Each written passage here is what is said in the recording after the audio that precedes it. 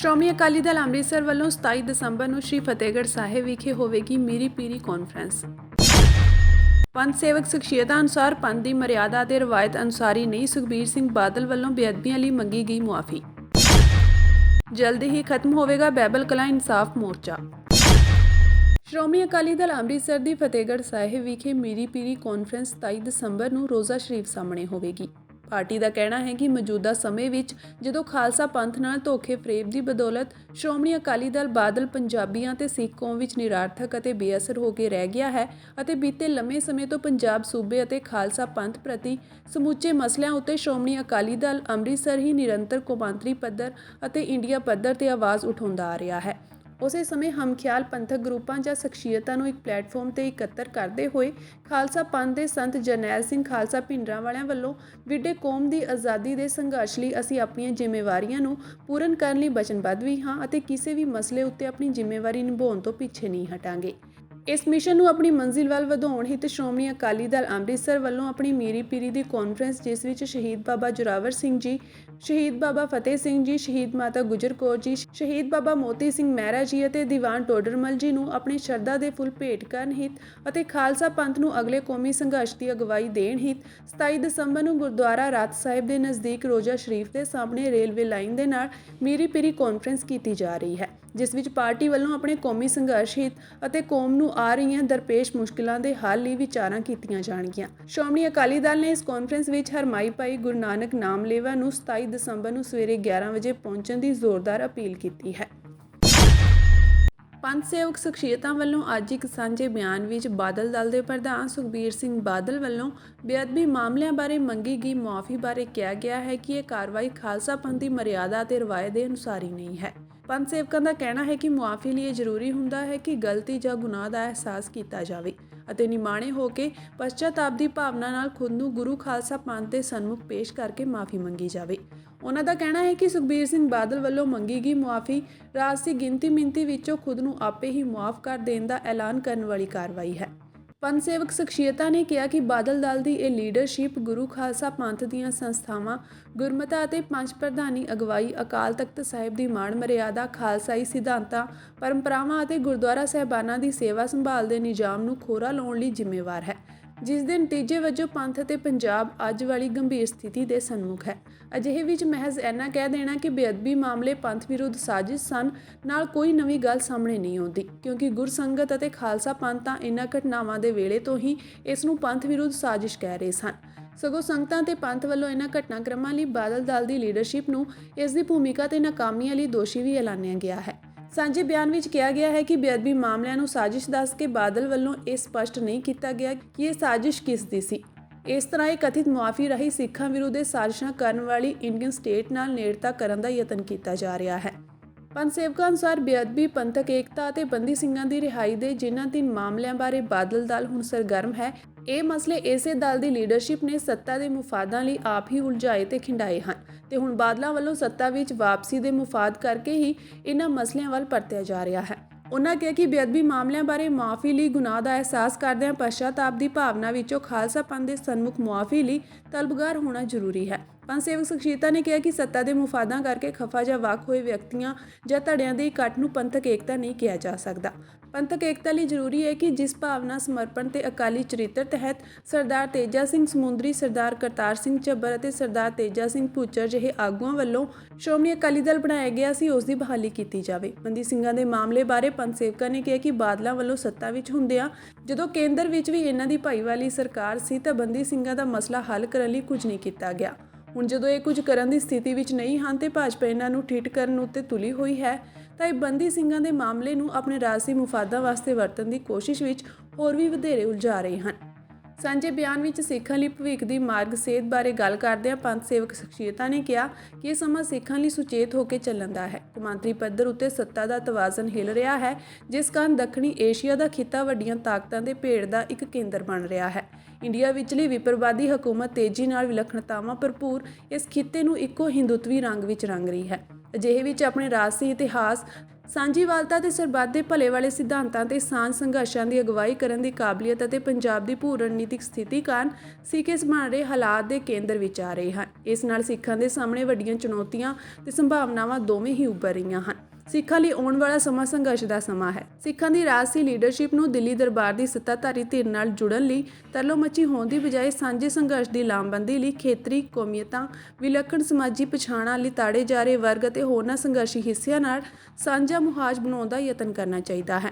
ਪੰਥਕ ਪੱਧਰ ਉੱਤੇ ਸਾਂਝੀ ਪੰਥਕ ਅਗਵਾਈ ਭਾਵ ਪੰਜ ਪ੍ਰਧਾਨੀ ਪ੍ਰਣਾਲੀ ਅਤੇ ਸਾਂਝੇ ਫੈਸਲੇ ਦੇ ਅਮਲ ਭਾਵ ਗੁਰਮਤੇ ਦੀ ਬਹਾਲੀ ਕਰਨੀ ਬਹੁਤ ਜ਼ਰੂਰੀ ਹੈ। ਇੰਝ ਹੀ ਪੰਥ ਤੇ ਪੰਜਾਬ ਨੂੰ ਮੌਜੂਦਾ ਸਥਿਤੀ ਵਿੱਚੋਂ ਬਿਹਤਰ ਹਾਲਾਤ ਵੱਲ ਲਿਜਾਇਆ ਜਾ ਸਕਦਾ ਹੈ। ਸਾਲ 2015 ਵਿੱਚ ਸ੍ਰੀ ਗੁਰੂ ਗ੍ਰੰਥ ਸਾਹਿਬ ਜੀ ਦੀ ਬੇਅਦਬੀ ਤੋਂ ਬਾਅਦ ਵਾਪਰੇ ਕੋਟਕਪੂਰਾ ਤੇ ਬਹਿਬਲ ਕਲਾਂ ਗੋਲੀकांड ਮਾਮਲਿਆਂ ਵਿੱਚ ਪੀੜਤ ਪਰਿਵਾਰਾਂ ਨੂੰ ਇਨਸਾਫ ਦੀ ਆਸ ਬੱਝੀ ਹੈ। ਦਰਅਸਲ ਅੱਜ ਬਹਿਬਲ ਕਲਾਂ ਗੋਲੀकांड ਮਾਮਲਿਆਂ ਦੀ ਜਾਂਚ ਕਰ ਰਹੀ ਵਿਸ਼ੇਸ਼ ਜਾਂਚ ਟੀਮ ਨੇ ਫਰੀਦਕੋਟ ਅਦਾਲਤ ਵਿੱਚ ਇਸ ਮਾਮਲੇ ਦੀ ਜਾਂਚ ਦੀ ਸਟੇਟਸ ਰਿਪੋਰਟ ਦਾਖਲ ਕੀਤੀ ਹੈ। ਰਿਪੋਰਟ ਦਾਖਲ ਹੋਣ ਤੋਂ ਬਾਅਦ ਹੁਣ ਇਹਨਾਂ ਮਾਮਲਿਆਂ ਤੇ ਬੰਦ ਪਏ ਟ੍ਰਾਇਲ ਸ਼ੁਰੂ ਹੋ ਸਕਣਗੇ, ਜਿਸ ਨਾਲ ਹੁਣ ਅਦਾਲਤੀ ਸੁਣਵਾਈ ਅੱਗੇ ਵਧੇਗੀ। ਇਸ ਦੇ ਚੱਲਦਿਆਂ ਬਹਿਬਲ ਕਲਾਂ ਇਨਸਾਫ ਮੋਰਚੇ ਦੇ ਆਗੂ ਅਤੇ ਗੋਲੀकांड ਵਿੱਚ ਮਾਰੇ ਗਏ ਭਾਈ ਕ੍ਰਿਸ਼ਨ ਭਗਵਾਨ ਸਿੰਘ ਦੇ ਪੁੱਤਰ ਸੁਖਰਾਜ ਸਿੰਘ ਨਿਆਮੀਵਾਲਾ ਨੇ ਮੋਰਚਾ ਖਤਮ ਕਰਨ ਦਾ ਐਲਾਨ ਕੀਤਾ ਹੈ। ਮਾਮਲੇ ਦੀ ਅਗਲੀ ਸੁਣਵਾਈ 20 ਜਨਵਰੀ 2023 ਨੂੰ ਹੋਵੇਗੀ। ਸਟੇਟਸ ਰਿਪੋਰਟ ਦਾਖਲ ਕੀਤੇ ਜਾਣ ਦੀ ਪੁਸ਼ਟੀ ਫਰੀਦਕੋਟ ਡੀਐਸਪੀ ਆਸ਼ਵੰਤ ਸਿੰਘ ਧਾਲੀਵਾਲ ਵੱਲੋਂ ਮੀਡੀਆ ਨਾਲ ਗੱਲਬਾਤ ਦੌਰਾਨ ਕੀਤੀ ਗਈ ਹੈ। ਉਨ੍ਹਾਂ ਦੱਸਿਆ ਕਿ ਅੱਜ ਬਹਿਬਲ ਕਲਾਂ ਗੋਲੀकांड ਮਾਮਲੇ ਦੀ ਜਾਂਚ ਕਰ ਰਹੀ ਵਿਸ਼ੇਸ਼ ਜਾਂਚ ਟੀਮ ਵੱਲੋਂ ਮਾਣਯੋਗ ਅਦਾਲਤ ਵਿੱਚ ਸਟੇਟਸ ਰਿਪੋਰਟ ਦਾਖਲ ਕਰ ਦਿੱਤੀ ਗਈ ਹੈ। ਇਸ ਮੌਕੇ ਫਰੀਦਕੋਟ ਅਦਾਲਤ ਵਿੱਚ ਪਹੁੰਚੇ ਸੁਖਰਾਜ ਸਿੰਘ ਨੇ ਮੀਡੀਆ ਨਾਲ ਗੱਲਬਾਤ ਕਰਦਿਆਂ ਵਿਸ਼ੇਸ਼ ਜਾਂਚ ਟੀਮ ਵੱਲੋਂ ਸਟੇਟਸ ਰਿਪੋਰਟ ਦਾਖਲ ਕਰਨ ਅਤੇ ਅਦਾਲਤ ਵਿੱਚ ਦੋਹਾਂ ਮਾਮਲਿਆਂ ਦਾ ਟ੍ਰਾਇਲ ਸ਼ੁਰੂ ਹੋਣ ਦੀ ਕਾਰਵਾਈ ਤੇ ਸੰਤੁਸ਼ਟੀ ਪ੍ਰਗਟਾਈ ਹੈ। ਸੁਖਰਾਜ ਸਿੰਘ ਨੇ ਕਿਹਾ ਕਿ ਅਸੀਂ ਲੰਮੇ ਸਮੇਂ ਤੋਂ ਮੰਗ ਰਹੇ ਸੀ ਕਿ ਜੋ ਵਿਸ਼ੇਸ਼ ਜਾਂਚ ਟੀਮ ਵੱਲੋਂ ਜੋ ਹੁਣ ਤੱਕ ਦੀ ਜਾਂਚ ਹੋਈ ਹੈ ਉਸ ਉੱਤੇ ਟ੍ਰਾਇਲ ਸ਼ੁਰੂ ਹੋਵੇ ਤਾਂ ਜੋ ਦੋਸ਼ੀਆਂ ਨੂੰ ਸਜ਼ਾਵਾਂ ਮਿਲ ਸਕਣ। ਉਨ੍ਹਾਂ ਕਿਹਾ ਕਿ ਅਦਾਲਤ ਵਿੱਚ ਸਟੇਟਸ ਰਿਪੋਰਟ ਦਾਖਲ ਹੋਣ ਤੋਂ ਬਾਅਦ ਮਾਮਲੇ ਦੇ ਟ੍ਰਾਇਲ ਸ਼ੁਰੂ ਹੋ ਜਾਣਗੇ। ਉਨ੍ਹਾਂ ਨੂੰ ਇਨਸਾਫ ਦੀ ਆਸ ਬੱਝੀ ਹੈ। ਇਸ ਦੇ ਨਾਲ ਹੀ ਉਨ੍ਹਾਂ ਪੰਜਾਬ ਸਰਕਾਰ ਨੂੰ ਅਪੀਲ ਕੀਤੀ ਕਿ ਗੋਲੀकांड ਮਾਮਲਿਆਂ ਦੀ ਸੁਣਵਾਈ ਫਾਸਟ ਟਰੈਕ ਅਦਾਲਤ ਰਾਹੀਂ ਕੀਤੀ ਜਾਵੇ ਤਾਂ ਜੋ ਲੰਮੇ ਸਮੇਂ ਤੋਂ ਇਨਸਾਫ ਦੀ ਉਡੀਕ ਕਰਦੀਆਂ ਸੰਗਤਾਂ ਅਤੇ ਪੀੜਤ ਪਰਿਵਾਰਾਂ ਨੂੰ ਰਾਹਤ ਮਿਲ ਸਕੇ। ਮੋਰਚੇ ਦੀ ਸਮਾਪਤੀ ਬਾਰੇ ਗੱਲਬਾਤ ਕਰਦਿਆਂ ਸੁਖਰਾਜ ਸਿੰਘ ਨੇ ਕਿਹਾ ਕਿ ਉਨ੍ਹਾਂ ਦੀ ਮੰਗ ਇਹੀ ਸੀ ਕਿ ਅਦਾਲਤ ਵਿੱਚ ਬੰਦ ਪਏ ਟ੍ਰਾਇਲ ਸ਼ੁਰੂ ਕੀਤੇ ਜਾਣ। ਇਸ ਲਈ ਹੁਣ ਸਾਰੀ ਕਾਰਵਾਈ ਅਦਾਲਤ ਵੱਲੋਂ ਕੀਤੀ ਜਾਣੀ ਹੈ। ਹੁਣ ਪ੍ਰਦਰਸ਼ਨ ਦਾ ਕੋਈ ਮਤਲਬ ਨਹੀਂ। ਉਨ੍ਹਾਂ ਵੱਲੋਂ ਲਗਾਇਆ ਗਿਆ ਬਹਿਬਲ ਕਲਾਂ ਇਨਸਾਫ ਮੋਰਚਾ ਸਮਾਪਤ ਕੀਤਾ ਜਾਵੇਗਾ, ਜਿਸ ਨੂੰ ਅਗਲੇ 1-2 ਦਿਨ ਵਿੱਚ ਸੰਗਤਾਂ ਨਾਲ ਗੱਲਬਾਤ ਕਰਕੇ ਇੱਕ ਧਾਰਮਿਕ ਸਮਾਗਮ ਉਪਰੰਤ ਉਠਾਇਆ ਜਾਵੇਗਾ। SIT ਵੱਲੋਂ ਇੱਕ ਸਟੇਟਸ ਰਿਪੋਰਟ ਦਿੱਤੀ ਗਈ ਹੈ। ਸਭ ਤੋਂ ਵੱਡੀ ਗੱਲ ਇਹ ਹੈ ਕਿ ਜੋ ਬਹਿਬਲ ਕਲਾਂ ਤੇ ਕੋਟਕਪੂਰਾ ਦੇ ਟ੍ਰਾਇਲ ਰੁਕੇ ਹੋਏ ਸੀਗੇ ਬਹੁਤ ਲੰਮੇ ਸਮੇਂ ਤੋਂ, ਉਹ ਜਿਹੜੇ ਟ੍ਰਾਇਲ ਆ ਮਾਨਯੋਗ ਕੋਰਟ ਨੇ ਜਿਹੜੇ ਸ਼ੁਰੂ ਕਰ ਦਿੱਤੇ ਆ, ਜਿਹਦੀ ਅਗਲੀ ਤਰੀਕ 20/1/2024 ਹੈ ਜਿਹੜੀ ਪਈ ਹੈ। ਤਾਂ ਇਹੀ ਸਾਡੀ ਜਿਹੜੀ ਮੋਸਟਲੀ ਇੱਕ ਮੰਗ ਸੀਗੀ, ਜਿਹਦੇ ਨਾਲ ਲੰਮੇ ਸਮੇਂ ਤੋਂ ਬਹਿਬਲ ਕਲਾਂ ਦੇ ਵਿੱਚ ਮੁਲਜ਼ਮਾਂ ਵੱਲੋਂ ਅਰਜ਼ੀਆਂ ਲਾ ਕੇ ਟ੍ਰਾਇਲ ਨੂੰ ਰੋਕਿਆ ਗਿਆ ਸੀਗਾ। ਉਹ ਸਾਰੀਆਂ ਜਿਹੜੀਆਂ ਉਹ ਖਾਰਜ ਵੀ ਹੋਈਆਂ। ਤਾਂ ਇਹ ਜਿਹੜੇ ਫੈਸਲੇ ਆ ਸਾਡੇ ਪੱਖ 'ਚ ਵੀ ਆਏ ਆ ਤੇ ਟ੍ਰਾਇਲ ਆ ਜਿਹੜੇ ਸ਼ੁਰੂ ਹੋ ਚੁੱਕੇ ਆ। ਅੱਗੇ ਅਸੀਂ ਜਿਹੜਾ ਦੋਸ਼ੀਆਂ ਦੇ ਨਾਲ ਟ੍ਰਾਇਲ ਆ ਜਿਹੜਾ ਉਹ ਕੋਰਟ ਦੇ ਵਿੱਚ ਫੇਸ ਕਰਾਂਗੇ। ਦੇਖੋ, ਜਿਹੜੀ ਮੰਗ ਸੀ ਆਪਣੀ, ਦੋਸ਼ੀਆਂ ਦੇ ਖਿਲਾਫ ਟ੍ਰਾਇਲ ਚੱਲਣੇ ਚਾਹੀਦੇ ਸੀ। ਚਲਾਨ ਦਿੱਤਿਆਂ ਦਾ ਫਾਇਦਾ ਤਾਂ ਹੀ ਹੈ ਜੇ ਟ੍ਰਾਇਲ ਚੱਲਣਗੇ। ਜੇ ਚਲਾਨਾਂ ਦੇ ਉੱਤੇ ਰੋਕ ਲੱਗੀ ਹੋਈ ਸੀ, ਟ੍ਰਾਇਲ ਨਹੀਂ ਸ਼ੁਰੂ ਹੋਏ ਸੀ, ਤਾਂ ਅੱਜ ਉਹ ਸ਼ੁਰੂ ਹੋ ਚੁੱਕੇ ਆ। ਤਾਂ ਅੱਗੇ ਹੁਣ ਜਿਹੜੀ ਲੜਾਈ ਆ, ਮੈਂ ਕਹਾਂਗੇ ਅਗਲਾ ਪਾਰਟ ਦੇ ਰੂਪ ਦੇ ਵਿੱਚ ਕੋਰਟ ਦੇ ਵਿੱਚ ਸ਼ੁਰੂ ਹੋਊਗੀ। ਜੋ ਧਰਨੇ ਵਾਲਾ ਸੀਗਾ ਉਹ ਅਸੀਂ ਮੋਰਚਾ ਜਿਹੜਾ ਉੱਥੇ ਸਮਾਪਤ ਕਰਾਂਗੇ। ਫਰਦਰ ਇਨਵੈਸਟੀਗੇਸ਼ਨ ਹਜੇ ਵੀ ਚੱਲਦੀ ਹੈ। ਜਿਵੇਂ ਆਪਾਂ ਕੋਟਕਪੂਰੇ ਦੀ ਗੱਲ ਕਰਦੇ ਹਾਂ, ਕੋਟਕਪੂਰੇ ਦੇ ਵਿੱਚ ਇੱਕ ਚਲਾਨ ਤੋਂ ਬਾਅਦ 4 ਸਪਲੀਮੈਂਟ ਚਲਾਨ ਹੋ ਰਹੇ ਆ ਤੇ ਉਸੇ ਤਰ੍ਹਾਂ ਜਾਂਚ ਤੇ ਰੋਕ ਨਹੀਂ ਲੱਗੀ ਆ। ਜਾਂਚ ਚੱਲਦੀ ਰਹੂਗੀ ਜਿੰਨਾ ਟਾਈਮ ਮਤਲਬ ਇਹ ਦੋਸ਼ੀਆਂ ਨੂੰ ਸਜ਼ਾ ਨਹੀਂ ਹੁੰਦੀ, ਉਹਨਾਂ ਟਾਈਮ ਜਾਂਚ ਚੱਲਦੀ ਰਹੂਗੀ। ਪਰ ਜਿਹੜੀ ਟ੍ਰਾਇਲ ਤੇ ਰੋਕ ਲੱਗੀ ਹੋਈ ਸੀ ਉਹ ਖਤਮ ਹੋ ਚੁੱਕੀ ਆ। ਟ੍ਰਾਇਲ ਸ਼ੁਰੂ ਹੋਣਗੇ, ਟ੍ਰਾਇਲ ਦੇ ਨਾਲ ਜਿਹੜੀ ਜਾਂਚ ਉਹ ਕੰਟੀਨਿਊ ਚੱਲਦੀ ਰਹੂਗੀ ਤੇ ਸਪਲੀਮੈਂਟ ਚਲਾਨ ਆ ਜਿਹੜੇ ਉਹ ਹੋਰ ਵੀ ਆਉਂਦੇ ਰਹਿਣਗੇ। ਬਿਲਕੁਲ ਜੀ, ਹਾਈ ਕੋਰਟ ਦੀ ਜੱਜਮੈਂਟ ਸੀਗੀ 2021 ਦੀ, ਜਿਹਦੇ ਚ ਉਹਨਾਂ ਨੇ ਕਿਹਾ ਸੀਗਾ ਵੀ ਦੋਨਾਂ ਕੇਸਾਂ ਦੇ ਚਲਾਨ ਆ ਜਿਹੜੇ ਇਕੱਠੇ ਕਰਕੇ ਤੇ ਟ੍ਰਾਇਲ ਆ ਜਿਹੜਾ ਇਕੱਠਿਆਂ ਦਾ ਕੰਬਾਈਨ ਚੱਲੂਗਾ, ਉਹ ਜਿਹੜਾ ਹੁਣ ਸ਼ੁਰੂ ਹੋ ਚੁੱਕਿਆ ਕਿ ਹੁਣ ਜਦੋਂ ਜਿਹੜੀ ਮੰਗ ਸੀ ਉਹ ਪੂਰੀ ਹੋ ਗਈ ਆ ਤੇ ਉਹ ਆਪਾਂ ਅੱਗੇ ਜਿਹੜਾ ਟ੍ਰਾਇਲ ਆ ਕੋਰਟ ਦੇ ਵਿੱਚ ਸ਼ੁਰੂ ਹੋਣੇ ਆ, ਜਿਹਦੇ ਚ ਮੈਂ ਸਮਝਦਾ ਕਿ ਕੋਰਟ ਦੇ ਵਿੱਚ ਆਪਾਂ ਪ੍ਰੈਸ਼ਰ ਬਿਲਡ ਨਹੀਂ ਕਰ ਸਕਦੇ ਇਸ ਤਰ੍ਹਾਂ ਦੇ ਪ੍ਰੋਟੈਸਟ ਦੇ ਨਾਲ। ਤੇ ਅੱਗੇ ਜਿਹੜਾ ਕੋਰਟ ਦੇ ਵਿੱਚ ਵਕੀਲਾਂ ਦੇ ਨਾਲ ਆਪਾਂ ਲੜਾਈ ਜਿਹੜੀ ਅਗਲੀ ਲੜਦੇ ਰਹਾਂਗੇ। ਦਿੱਲੀ ਦੀ ਇੱਕ ਅਦਾਲਤ ਨੇ ਕਥਿਤ ਆਬਕਾਰੀ ਨੀਤੀ ਘਪਲੇ ਨਾਲ ਜੁੜੇ ਮਨੀ ਲਾਂਡਰਿੰਗ ਦੇ ਮਾਮਲੇ ਵਿੱਚ ਆਮ ਆਦਮੀ ਪਾਰਟੀ ਦੇ ਨੇਤਾ ਸੰਜੇ ਸਿੰਘ ਦੀ ਜ਼ਮਾਨਤ ਪਟੀਸ਼ਨ ਸ਼ੁੱਕਰਵਾਰ ਨੂੰ ਖਾਰਜ ਕਰ ਦਿੱਤੀ। ਵਿਸ਼ੇਸ਼ ਜੱਜ MK ਨਾਗਪਾਲ ਨੇ ਰਾਜ ਸਭਾ ਮੈਂਬਰ ਸਿੰਘ ਦੀ ਜ਼ਮਾਨਤ ਪਟੀਸ਼ਨ ਖਾਰਜ ਕੀਤੀ। ਇਸ ਤੋਂ ਪਹਿਲਾਂ ਵੀਰਵਾਰ ਨੂੰ ਅਦਾਲਤ ਨੇ ਆਪਣੀ ਕਾਰਵਾਈ ਮੁਲਤਵੀ ਕਰ ਦਿੱਤੀ ਸੀ ਅਤੇ ਕਿਹਾ ਸੀ ਕਿ ਉਹ ਸੰਜੇ ਸਿੰਘ ਦੀ ਜ਼ਮਾਨਤ ਪਟੀਸ਼ਨ ਤੇ 22 ਦਸੰਬਰ ਨੂੰ ਫੈਸਲਾ ਸੁਣਾਏਗੀ। ਸੰਜੇ ਸਿੰਘ ਦੀ ਜ਼ਮਾਨਤ ਪਟੀਸ਼ਨ ਤੇ ਬਹਿਸ ਦੌਰਾਨ ਉਹਨਾਂ ਦੇ ਵਕੀਲ ਨੇ ਕਿਹਾ ਸੀ ਕਿ ਦੋਸ਼ੀ ਤੋਂ ਸਰਕਾਰੀ ਗਵਾਹ ਬਣੇ ਦਿਨੇਸ਼ ਅਰੋੜਾ ਅਤੇ ਹੋਰ ਗਵਾਹਾਂ ਦੇ ਬਿਆਨਾਂ ਵਿੱਚ ਸੰਜੇ ਸਿੰਘ ਨੂੰ ਰਿਸ਼ਵਤ ਦੇਣ ਬਾਰੇ ਵਿਰੋਧਾਭਾਸ ਹੈ। ਈਡੀ ਨੇ ਸੰਜੇ ਸਿੰਘ ਦੀ ਅਰਜ਼ੀ ਦਾ ਵਿਰੋਧ ਕਰਦਿਆਂ ਕਿਹਾ ਸੀ ਕਿ ਜਾਂਚ ਅਜੇ ਜਾਰੀ ਹੈ ਅਤੇ ਜੇ ਉਸ ਨੂੰ ਜ਼ਮਾਨਤ ਤੇ ਰਿਹਾ ਕੀਤਾ ਜਾਂਦਾ ਹੈ ਤਾਂ ਉਹ ਜਾਂਚ ਵਿੱਚ ਰੁਕਾਵਟ ਪਾ ਸਕਦਾ ਹੈ, ਸਬੂਤਾਂ ਨਾਲ ਛੇੜਛਾੜ ਕਰ ਸਕਦਾ ਹੈ ਅਤੇ ਗਵਾਹਾਂ ਨੂੰ ਪ੍ਰਭਾਵਿਤ ਵੀ ਕਰ ਸਕਦਾ ਹੈ। ਸੰਜੇ ਸਿੰਘ ਨੂੰ ਮਨੀ ਲਾਂਡਰਿੰਗ ਰੋਕੂ ਏਜੰਸੀ ਨੇ 4 ਅਕਤੂਬਰ ਨੂੰ ਗ੍ਰਿਫਤਾਰ ਕੀਤਾ ਸੀ। ਈਡੀ ਨੇ ਦੋਸ਼ ਲਾਇਆ ਹੈ ਕਿ ਸੰਜੇ ਸਿੰਘ ਨੇ ਹੁਣ ਵਾਪਸ ਲਈ ਗਈ ਆਬਕਾਰੀ ਨੀਤੀ ਨੂੰ ਬਣਾਉਣ ਅਤੇ ਲਾਗੂ ਕਰਨ ਵਿੱਚ ਅਹਿਮ ਭੂਮਿਕਾ ਨਿਭਾਈ, ਜਿਸ ਦੇ ਨਤੀਜੇ ਵਜੋਂ ਕੁਝ ਸ਼ਰਾਬ ਨਿਰਮਾਤਾਵਾਂ, ਥੋਕ ਵਿਕਰੇਤਾਵਾਂ ਅਤੇ ਪ੍ਰਚੂਨ ਵਿਕਰੇਤਾਵਾਂ ਨੂੰ ਆਰਥਿਕ ਲਾਭ ਹੋਇਆ ਹੈ।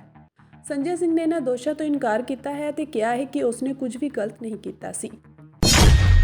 ਭਾਰਤੀ ਕੁਸ਼ਤੀ ਮਹਾਸੰਘ ਦੀਆਂ ਚੋਣਾਂ ਤੋਂ ਬਾਅਦ ਬਜਰੰਗ ਪੂਨੀਆ ਨੇ ਆਪਣਾ ਪਦਮ ਸ਼੍ਰੀ ਪੁਰਸਕਾਰ ਵਾਪਿਸ ਕਰਨ ਦਾ ਐਲਾਨ ਕੀਤਾ ਹੈ। ਪੂਨੀਆ ਦਾ ਇਹ ਫੈਸਲਾ ਸਾਕਸ਼ੀ ਮਲਿਕ ਦੇ ਕੁਸ਼ਤੀ ਛੱਡਣ ਦੇ ਫੈਸਲੇ ਤੋਂ ਇੱਕ ਦਿਨ ਬਾਅਦ ਆਇਆ ਹੈ।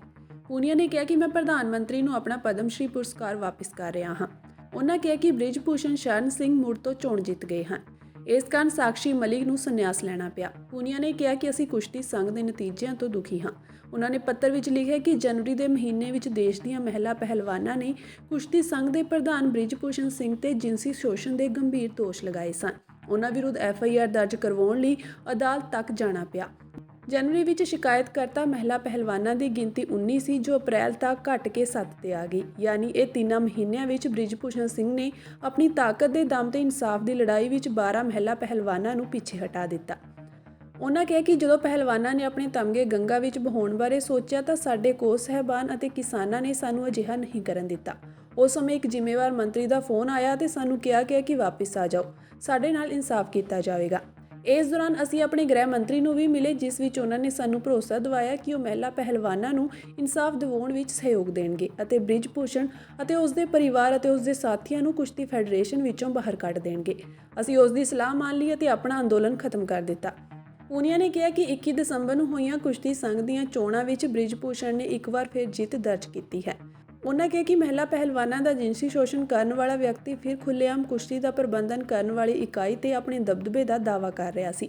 ਇਸੇ ਮਾਨਸਿਕ ਦਬਾਅ ਹੇਠ ਓਲੰਪਿਕ ਤਮਗਾ ਜਿੱਤਣ ਵਾਲੀ ਇਕਲੌਤੀ ਮਹਿਲਾ ਪਹਿਲਵਾਨ ਸਾਕਸ਼ੀ ਮਲਿਕ ਨੇ ਕੁਸ਼ਤੀ ਤੋਂ ਸੰਨਿਆਸ ਲੈ ਲਿਆ।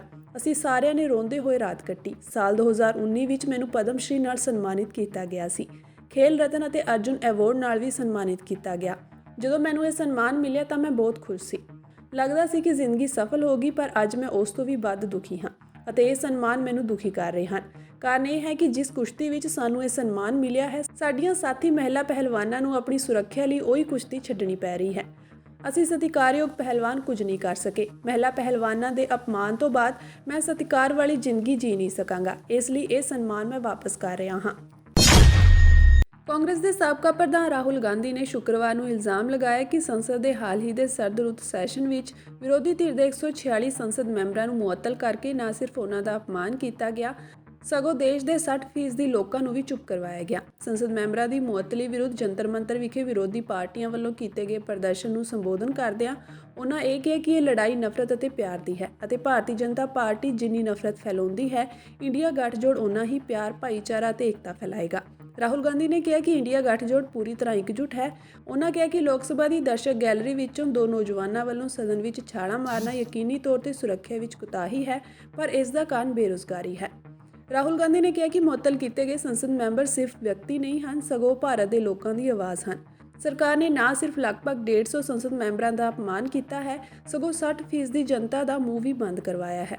ਇਸ ਦੇ ਨਾਲ ਹੀ ਉਹਨਾਂ ਕਿਹਾ ਕਿ ਰਾਹੁਲ ਗਾਂਧੀ ਨੇ ਪ੍ਰਦਰਸ਼ਨ ਕਰ ਰਹੇ ਸੰਸਦ ਮੈਂਬਰਾਂ ਦੀ ਵੀਡੀਓ ਬਣਾਈ। ਇਹ ਗੱਲ ਹਰ ਪਾਸੇ ਫੈਲਾ ਦਿੱਤੀ ਗਈ, ਪਰ ਇਹ ਗੱਲ ਕਿਸੇ ਨੇ ਵੀ ਨਹੀਂ ਕਹੀ ਕਿ ਦੇਸ਼ ਵਿੱਚ ਬੇਰੁਜ਼ਗਾਰੀ ਹੈ ਜਾਂ 150 MPs ਨੂੰ ਸੰਸਦ ਵਿੱਚੋਂ ਬਾਹਰ ਕਿਉਂ ਕੱਢ ਦਿੱਤਾ ਗਿਆ।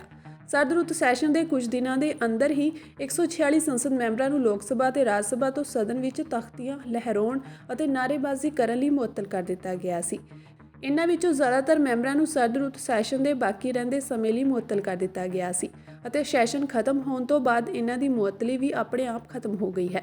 ਪਰ ਕੁਝ ਮੈਂਬਰਾਂ ਦਾ ਮਾਮਲਾ ਵਿਸ਼ੇਸ਼ ਅਧਿਕਾਰ ਕਮੇਟੀ ਕੋਲ ਵਿਚਾਰ ਲਈ ਭੇਜਿਆ ਗਿਆ ਸੀ ਅਤੇ ਕਮੇਟੀ ਦੀ ਰਿਪੋਰਟ ਆਉਣ ਤੱਕ ਉਹਨਾਂ ਦੀ ਮੁਅੱਤਲੀ ਜਾਰੀ ਰਹੇਗੀ। ਸਰਦ ਰੁੱਤ ਸੈਸ਼ਨ ਲਈ ਦੋਵਾਂ ਸਦਨਾਂ ਦੀ ਬੈਠਕ ਵੀਰਵਾਰ ਨੂੰ ਅਣਮਿੱਥੇ ਸਮੇਂ ਲਈ ਮੁਲਤਵੀ ਕਰ ਦਿੱਤੀ ਗਈ।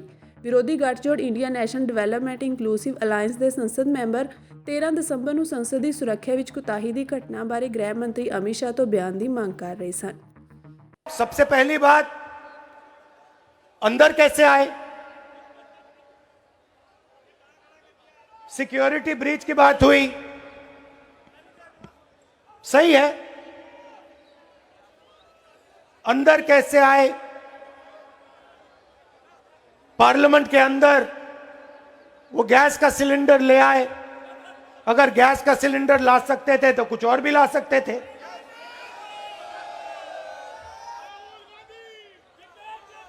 दूसरा सवाल, सिक्योरिटी ब्रीच का सवाल तो है, मगर दूसरा सवाल भी है, उन्होंने ये प्रोटेस्ट क्यों करी, उसका कारण क्या था? बेरोजगारी।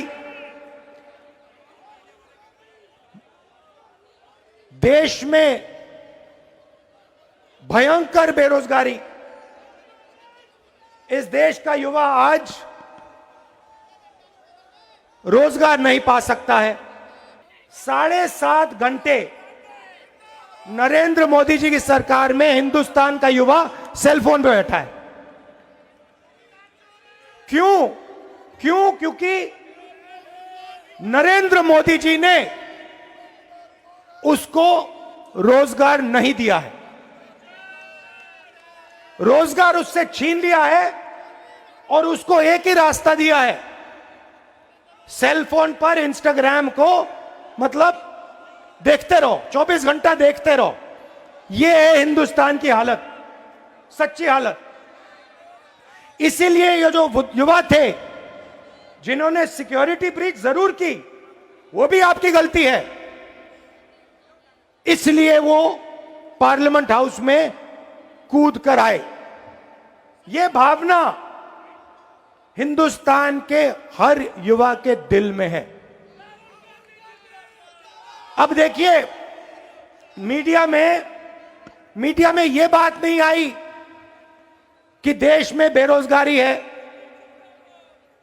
नहीं, मीडिया ने देश में बेरोजगारी की बात नहीं की। मीडिया क्या कहती है? मीडिया कहती है कि पार्लियामेंट के बाहर सांसद लोग बैठे थे, वहां पे राहुल गांधी ने वीडियो ले लिया। मतलब इन्होंने यह नहीं कहा कि 150 सांसदों को बाहर कर दिया, पार्लियामेंट के बाहर खड़ा कर दिया। यह सवाल मीडिया ने नहीं पूछा। क्यों किया, कैसे किया? अमित शाह से सवाल पूछा कि भैया आप होम मिनिस्टर हो, ये 2 युवा जंप करके कैसे आ गए? बेरोजगारी पे 2 सवाल पूछे और 150 लोगों को उठा के बाहर कर दिया। मीडिया ना बेरोजगारी की बात करती है,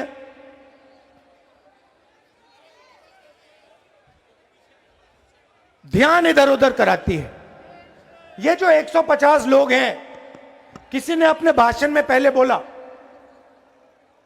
ये सिर्फ व्यक्ति नहीं है,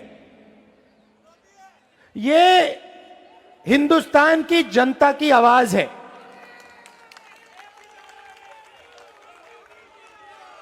हर एमपी लाखों वोट लेके आता है। आपने सिर्फ 150 लोगों का अपमान नहीं किया,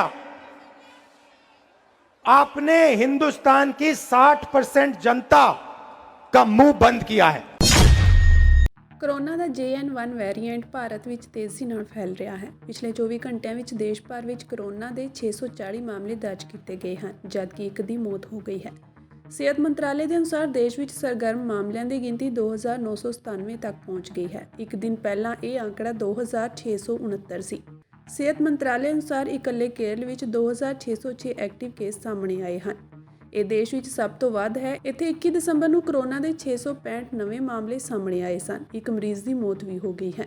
ਰਾਜਸਥਾਨ ਦੇ ਜੈਪੁਰ ਵਿੱਚ ਵੀ ਇੱਕ ਮਹੀਨੇ ਦਾ ਬੱਚਾ ਕੋਰੋਨਾ ਪੋਜ਼ਿਟਿਵ ਪਾਇਆ ਗਿਆ ਹੈ। ਉਸ ਦਾ ਇਲਾਜ ਚੱਲ ਰਿਹਾ ਹੈ। ਕਰਨਾਟਕ ਵਿੱਚ ਕੋਵਿਡ ਦੇ 105 ਅਤੇ ਮਹਾਰਾਸ਼ਟਰ ਵਿੱਚ 53 ਕੇਸ ਹਨ। ਯੂਪੀ ਦੇ ਨੋਇਡਾ ਵਿੱਚ ਕਈ ਮਹੀਨਿਆਂ ਬਾਅਦ ਇੱਕ ਪੋਜ਼ਿਟਿਵ ਮਰੀਜ਼ ਮਿਲਿਆ ਹੈ। ਦਿੱਲੀ ਦੀ ਅਦਾਲਤ ਨੇ ਕਥਿਤ ਸ਼ਰਾਬ ਘੁਟਾਲੇ ਦੇ ਮਾਮਲੇ ਵਿੱਚ ਸਾਬਕਾ ਉਪ ਮੁੱਖ ਮੰਤਰੀ ਮਨੀਸ਼ ਸਿਸੋਦੀਆ ਦੀ ਨਿਆਇਕ ਹਿਰਾਸਤ ਵਿੱਚ ਵਾਧਾ ਕਰ ਦਿੱਤਾ ਹੈ। ਫਿਲਹਾਲ ਸਿਸੋਦੀਆ ਨੂੰ ਤਿਹਾੜ ਜੇਲ੍ਹ ਵਿੱਚ ਹੀ ਰਹਿਣਾ ਪਵੇਗਾ। ਰਾਉਜ਼ ਐਵੇਨਿਊ ਅਦਾਲਤ ਨੇ ਮਨੀਸ਼ ਸਿਸੋਦੀਆ ਦੀ ਨਿਆਇਕ ਹਿਰਾਸਤ 19 ਜਨਵਰੀ 2024 ਤੱਕ ਵਧਾ ਦਿੱਤੀ ਹੈ। ਹੁਣ ਸੁਣਵਾਈ ਅਗਲੀ ਤਰੀਕ ਤੱਕ ਵਧਾ ਦਿੱਤੀ ਗਈ ਹੈ। ਅਦਾਲਤ ਨੇ ਮੁਲਜ਼ਮਾਂ ਦੇ ਵਕੀਲ ਨੂੰ CBI ਹੈੱਡਕੁਆਰਟਰ ਵਿੱਚ ਦਸਤਾਵੇਜ਼ਾਂ ਦੀ ਜਾਂਚ ਕਰਨ ਲਈ 15 ਜਨਵਰੀ ਤੱਕ ਦਾ ਸਮਾਂ ਦਿੱਤਾ ਹੈ। ਅਦਾਲਤ ਨੇ CBI ਨੂੰ ਨਿਰੀਖਣ ਦੀ ਸਹੂਲਤ ਅਤੇ ਪਾਲਣਾ ਰਿਪੋਰਟਾਂ ਦਾਇਰ ਕਰਨ ਲਈ ਲੋੜੀਂਦੇ ਅਧਿਕਾਰੀ ਤਾਇਨਾਤ ਕਰਨ ਦਾ ਵੀ ਨਿਰਦੇਸ਼ ਦਿੱਤਾ ਹੈ। ਕੇਂਦਰ ਸਰਕਾਰ ਨੇ ਇੱਕ ਹੋਰ ਵਿੱਤੀ ਝਟਕਾ ਦਿੰਦਿਆਂ ਪੰਜਾਬ ਦੀ ਕਰਜ਼ਾ ਲੈਣ ਦੀ ਸੀਮਾ ਵਿੱਚ ਕਰੀਬ 2300 ਕਰੋੜ ਰੁਪਏ ਦੀ ਕਟੌਤੀ ਕਰ ਦਿੱਤੀ ਹੈ। ਕੇਂਦਰੀ ਵਿੱਤ ਮੰਤਰਾਲੇ ਨੇ ਇਸ ਵਾਰ ਪਾਵਰਕੌਮ ਦੇ ਸਾਲ 2022-2023 ਦੇ 4700 ਕਰੋੜ ਰੁਪਏ ਦੇ ਵਿੱਤੀ ਘਾਟੇ ਦਾ ਹਵਾਲਾ ਦਿੱਤਾ ਹੈ। ਕੇਂਦਰ ਨੇ ਇਸ ਵਿੱਤੀ ਘਾਟੇ ਦਾ 50% ਬੋਝ ਸੂਬਾ ਸਰਕਾਰ ਨੂੰ ਸਹਿਣ ਕਰਨ ਵਾਸਤੇ ਕਿਹਾ ਹੈ, ਜਿਸ ਤਹਿਤ ਸਾਲ 2023-24 ਦੀ ਸੂਬੇ ਦੀ ਕਰਜ਼ਾ ਲੈਣ ਦੀ ਮਨਜ਼ੂਰਸ਼ੁਦਾ ਹੱਦ ਵਿੱਚ 2300 ਕਰੋੜ ਰੁਪਏ ਦੀ ਕਟੌਤੀ ਕੀਤੀ ਜਾਵੇਗੀ। ਕੇਂਦਰੀ ਵਿੱਤ ਮੰਤਰਾਲੇ ਨੇ ਪੰਜਾਬ ਸਰਕਾਰ ਨੂੰ ਇਸ ਬਾਰੇ ਜਾਣੂ ਕਰਾ ਦਿੱਤਾ ਹੈ ਅਤੇ ਵਰ੍ਹਾ 2023-24 ਲਈ ਸੂਬੇ ਦੀ ਕਰਜ਼ਾ ਲੈਣ ਦੀ ਸੀਮਾ 45,730.35 ਕਰੋੜ ਰੁਪਏ ਹੈ, ਜਿਸ ਵਿੱਚ ਹੁਣ 2300 ਕਰੋੜ ਰੁਪਏ ਦੀ ਕਟੌਤੀ ਕੀਤੀ ਜਾਵੇਗੀ। ਪਹਿਲਾਂ ਹੀ ਵਿੱਤੀ ਸੰਕਟ ਨਾਲ ਜੂਝ ਰਹੇ ਸੂਬੇ ਲਈ ਇਹ ਕਟੌਤੀ ਨਵੀਂ ਚੁਣੌਤੀ ਪੇਸ਼ ਕਰਨ ਵਾਲੀ ਹੈ। ਨਵੇਂ ਕੇਂਦਰੀ ਪੱਤਰ ਨੇ ਸੂਬੇ ਦੇ ਵਿੱਤ ਵਿਭਾਗ ਵਿੱਚ ਕਾਫੀ ਹਿਲਜੁਲ ਪੈਦਾ ਕਰ ਦਿੱਤੀ ਹੈ, ਕਿਉਂਕਿ ਸੂਬੇ ਵਿੱਚ ਪਹਿਲਾਂ ਹੀ ਵਸੀਲਿਆਂ ਦੀ ਕਮੀ ਹੈ। ਇਸ ਤੋਂ ਪਹਿਲਾਂ ਕੇਂਦਰ ਸਰਕਾਰ ਨੇ ਪੁਰਾਣੀ ਪੈਨਸ਼ਨ ਸਕੀਮ ਦੇ ਹਵਾਲੇ ਸੂਬੇ ਦੀ ਕਰਜ਼ਾ ਸੀਮਾ ਤੇ 18,000 ਕਰੋੜ ਰੁਪਏ ਦਾ ਕੱਟ ਲਾਇਆ ਸੀ, ਜਿਸ ਨੂੰ ਮਗਰੋਂ ਬਹਾਲ ਕਰ ਦਿੱਤਾ ਸੀ। ਦੱਸ ਦਈਏ ਕਿ ਪਾਵਰਕੌਮ ਸਾਲ 2015-16 ਵਿੱਚ ਕੇਂਦਰੀ ਉਜਵਲ ਡਿਸਕੌਮ ਇੰਸ਼ੋਰੈਂਸ ਯੋਜਨਾ ਵਿੱਚ ਸ਼ਾਮਲ ਹੋਇਆ ਸੀ, ਜਿਸ ਤਹਿਤ ਪਾਵਰਕੌਮ ਨੇ 15,628 ਕਰੋੜ ਦਾ ਕਰਜ਼ਾ ਲਿਆ ਸੀ, ਜਦੋਂ ਕਿ 5210 ਕਰੋੜ ਦਾ ਕਰਜ਼ਾ ਸੂਬੇ ਦੀ ਗਾਰੰਟੀ ਵਾਲੇ ਬਾਂਡ ਵਜੋਂ ਜਾਰੀ ਕੀਤਾ ਜਾਣਾ ਸੀ। ਇਸ ਕੇਂਦਰੀ ਸਕੀਮ ਦੀ ਸਮਾਪਤੀ ਮਗਰੋਂ ਜਦੋਂ ਪਾਵਰਕੌਮ ਦਾ ਵਿੱਤੀ ਘਾਟਾ ਸਾਹਮਣੇ ਆਇਆ ਤਾਂ ਕੇਂਦਰੀ ਵਿੱਤ ਮੰਤਰਾਲੇ ਨੇ ਕਰਜ਼ਾ ਸੀਮਾ ਵਿੱਚ ਕਟੌਤੀ ਦਾ ਫੈਸਲਾ ਕਰ ਲਿਆ। ਪੰਜਾਬ ਸਰਕਾਰ ਨੇ ਹੁਣ ਕੇਂਦਰ ਨੂੰ ਕੋਈ ਕਟੌਤੀ ਨਾ ਕੀਤੇ ਜਾਣ ਦੀ ਅਪੀਲ ਕੀਤੀ ਹੈ। ਸੂਬਾ ਸਰਕਾਰ ਨੇ ਦਲੀਲ ਦਿੱਤੀ ਹੈ ਕਿ ਪਿਛਲੇ ਵਿੱਤੀ ਵਰ੍ਹੇ 2022-23 ਵਿੱਚ ਪਾਵਰਕੌਮ ਨੂੰ ਜੋ ਵਿੱਤੀ ਘਾਟਾ ਹੋਇਆ ਹੈ, ਉਸ ਲਈ ਕਈ ਪੱਖ ਜ਼ਿੰਮੇਵਾਰ ਹਨ, ਜਿਨ੍ਹਾਂ ਵਿੱਚ ਕੇਂਦਰ ਸਰਕਾਰ ਦੇ ਨਿਰਦੇਸ਼ਾਂ ਅਨੁਸਾਰ ਵਿਦੇਸ਼ੀ ਕੋਲਾ ਖਰੀਦ ਕੀਤਾ ਜਾਣਾ ਵੀ ਸ਼ਾਮਿਲ ਹੈ। ਪਾਵਰਕੌਮ ਦਾ ਦਾਅਵਾ ਹੈ ਕਿ ਜਦੋਂ ਤੋਂ ਪਚਵਾੜਾ ਕੋਲਾ ਖਾਣ ਚਾਲੂ ਹੋਈ ਹੈ, ਉਦੋਂ ਤੋਂ ਸੂਬਾ ਸਰਕਾਰ ਨੇ ਵਿਦੇਸ਼ੀ ਕੋਲਾ ਵਰਤਣ ਤੋਂ ਇਨਕਾਰ ਕੀਤਾ ਹੈ, ਜਿਸ ਕਰਕੇ ਚਾਲੂ ਵਿੱਤੀ ਸਾਲ ਦੀਆਂ ਪਹਿਲੀਆਂ 2 ਤਿਮਾਹੀਆਂ ਵਿੱਚ ਮੁਨਾਫਾ ਦਰਜ ਕੀਤਾ ਗਿਆ ਹੈ। ਪਾਵਰਕੌਮ ਦੇ ਸੀਨੀਅਰ ਅਧਿਕਾਰੀ ਆਖਦੇ ਹਨ ਕਿ ਸੂਬਾ ਸਰਕਾਰ ਵੱਲ ਕਰੀਬ 2600 ਕਰੋੜ ਦੇ ਸਰਕਾਰੀ ਵਿਭਾਗਾਂ ਵੱਲ ਬਿਜਲੀ ਦੇ ਬਕਾਏ ਖੜੇ ਹਨ।